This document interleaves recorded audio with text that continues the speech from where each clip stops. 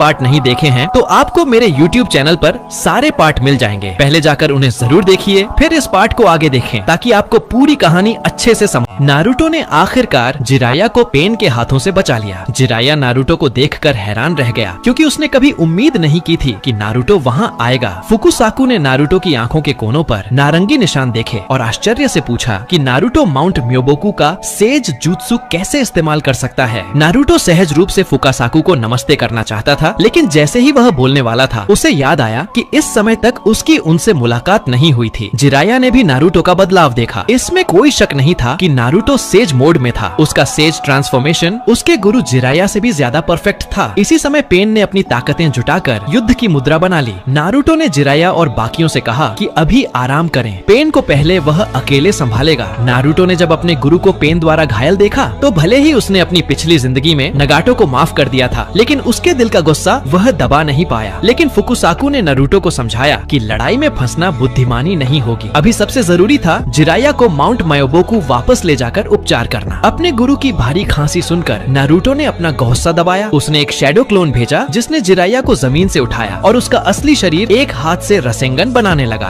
2 जन्मों का अनुभव होने से नारुतो को अब रसेंगन के लिए शैडो क्लोन्स की जरूरत नहीं थी। उसने पेन की ओर देखते हुए कहा, अपने गुरु को सुरक्षित जगह भेजने के बाद मैं लौटकर तुम्हें दिखाऊंगा कि तुम्हारी तथाकथित शांति कितनी बेतुकी है। इतना कहकर नारुतो ने रासेन शुरिकेन पेन पर फेंक दिया। जैसे ही सफेद तूफान फटा, फुकुसाकु ने मौका पाकर रिवर्स समनिंग से सबको माउंट म्योबोकू पहुंचा दिया। पेन ने रासेन शुरिकेन से बने गहरे गड्ढे को देखा और सोच में पड़ गया, सेज मोड ठीक जिराया जैसा, इसलिए वह जिराया को मेरे हाथों से बचा पाया। तभी पेन के बगल में कागज के टुकड़े इकट्ठे होकर कोनन बनी। उसने पेन से कहा कि यह लड़का 9 टेल्स जिंचुरी की है, क्या हमें इसका पीछा करना चाहिए? एनिमल पाथ और असुरा पाथ खोने के बाद नगाटो, जिसकी चाल ढाल कमजोर थी, पीछा करने की जल्दी में नहीं था। उन्होंने तय किया कि सीधे कोनोहा जाकर 9 टेल्स का शिकार करेंगे, चाहे कोई भी हो। भगवान के सामने हर प्रतिरोध व्यर्थ है। उधर माउंट म्योबोकू पर शीमा ने तुरंत जिराया के घावों पर पट्टियां बांध दी। हालांकि जिराया बुरी तरह घायल था, लेकिन उसकी चोटें घातक नहीं थीं। सिर्फ उसका कटा हुआ हाथ वापस नहीं आ सकता था,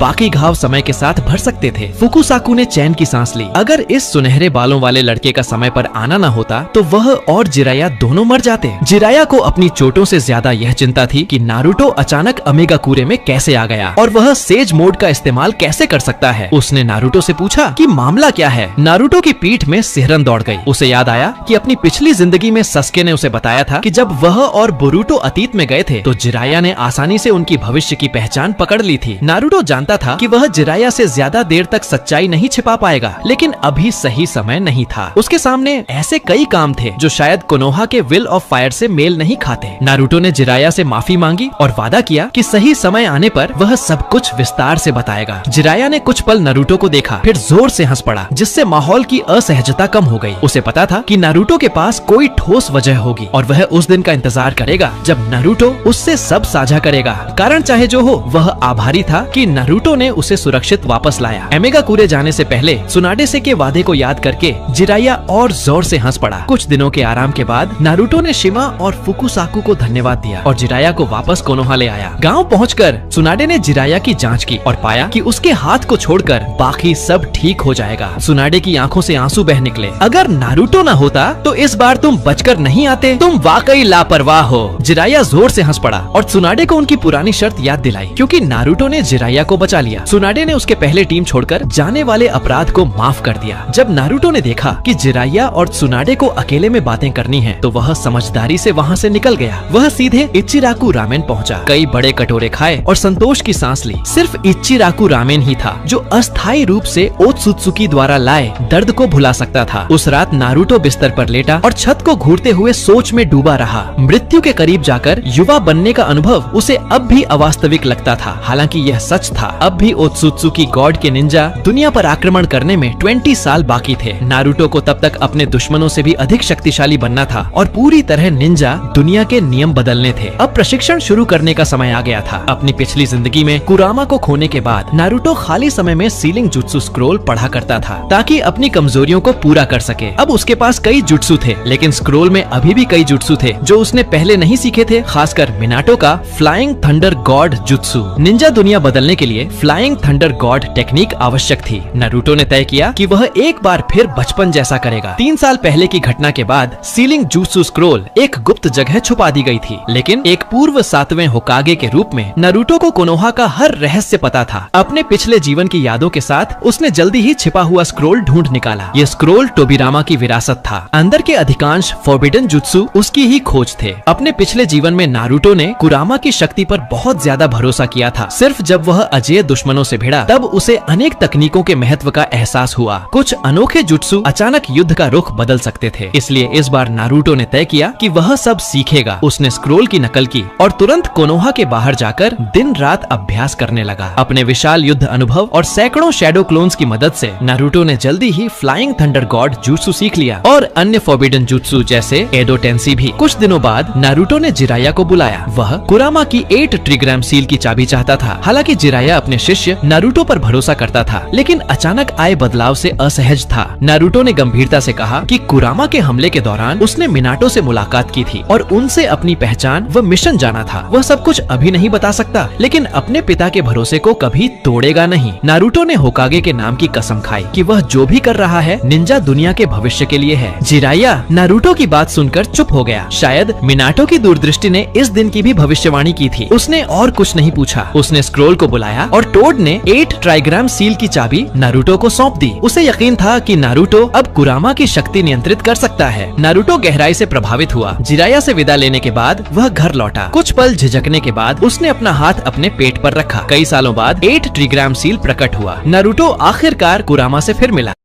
बैरियन मोड में प्रवेश करने के बाद नारुतो आखिरकार फिर से कुरामा से मिला। जैसे ही नारुतो ने कुरामा को देखा, उसने उसे बड़े प्यार से नाम लेकर पुकारा, लेकिन कुरामा जो गुस्से में दिख रहा था, उसने कहा कि इतना अपनापन दिखाना बंद करो। इस समय तक कुरामा और नारुतो के बीच कोई समझदारी नहीं बनी थी, इसलिए भले ही कुरामा ने नारुतो के बदलाव को महसूस किया, उसे तुरंत स्वीकार करना उसके लिए मुश्किल था। नारुतो ने कुरामा को मनाने की कोशिश की कि वे दोनों पिछले जन्म की तरह कंधे से कंधा मिलाकर लड़ें, लेकिन घमंडी कुरामा ने माना कि वह कभी भी भविष्य में नारुतो के साथ कोई बंधन स्वीकार नहीं करेगा। आखिरकार वह बुराई का प्रतीक था। वह कैसे किसी बच्चे के आगे झुक सकता था और कुत्ते जैसा जीवन जी सकता था। नारुतो ने लाचार होकर कहा, मुझे पता है तुम सख्त बनने का नाटक करते हो, लेकिन असल में तुम ऐसे ही हो। ये सुनकर कुरामा तुरंत गुस्से में आ गया और उसने चक्रा लिंक काट दिया। अंधेरे स्थान में खड़ा नारुतो सिर हिलाता रहा। वह कुरामा का रवैया समझ सकता था। टेल्ड बीस्ट्स को भी बढ़ने के लिए समय चाहिए। पिछले जीवन में कुरामा ने धीरे धीरे नारुतो पर भरोसा करना शुरू किया था, लेकिन मौजूदा कुरामा उस विकास से अभी नहीं गुजरा था। भले ही उसने नारुतो की यादें देखी थीं और उसका गहरा दर्द महसूस किया था, वह आसानी से समझौते पर नहीं पहुंच सकता था। लेकिन नारुतो को पूरा यकीन था कि वह दिन फिर आएगा जब वह और कुरामा साथ साथ लड़ेंगे। इसी समय नारुतो ने अचानक महसूस किया कि कोई उसे पुकार रहा है। जब उसने आंखें खोली, उसने जिराया सेंसे को देखा। असल में हुआ ये था कि जैसे ही नारुतो कुरामा से मिला, कुरामा के गुस्से ने चक्रा को बाहर लीक कर दिया, जिससे जिराया सतर्क हो गया। नारुतो को जागते देख जिराया ने राहत की सांस ली। अगर नारुतो गांव में बेकाबू हो जाता तो बहुत बड़ी समस्या खड़ी हो जाती। जिराया को धन्यवाद देने के बाद नारुतो ने सेज मोड का इस्तेमाल कर अपने आसपास का आभास लिया। इस समय उसका घर पहले ही कई एलीट निंजा से घिर चुका था, क्योंकि कुरामा का चक्रा लीक हुआ था। उनमें सिर्फ एलीट ही नहीं बल्कि डैंजो के रूट सदस्य भी शामिल थे। नारुतो जानता था कि डैंजो हमेशा खतरा है, क्योंकि जिराया का हाथ जा चुका था और उसकी ताकत घट गई थी। डैंजो और सक्रिय हो गया था। उसने जिराया से कहा कि डैंजो से बेहद सावधान रहें और उसे कोई भी मौका न दें। अब नारुतो का चेहरा उसकी उम्र से कहीं ज्यादा परिपक्व लग रहा था। ऐसा लग रहा था मानो किशोर नारुतो और 7वें होकागे की छवि एक हो गई हो। जिराया ने राहत से मुस्कुराया, लेकिन नारुतो अब भी डैंजो को लेकर चिंतित था। उसने तय किया कि वह त्सुनाडे और अपने शिक्षक के लिए इस बाधा को हटा देगा गांव छोड़ने से पहले। काकाशी से यह जानने के बाद कि सस्के ने अपना बदला पूरा कर लिया है, नारुतो गांव छोड़ने की तैयारी करने लगा। हालांकि वह अपने शिक्षक से बिछड़ना नहीं चाहता था, लेकिन उसे पता था कि जो वह करने जा रहा है वह अगर कोनोहा निंजा की तरह करता तो गांव पर गंभीर असर पड़ सकता था। दोस्तों,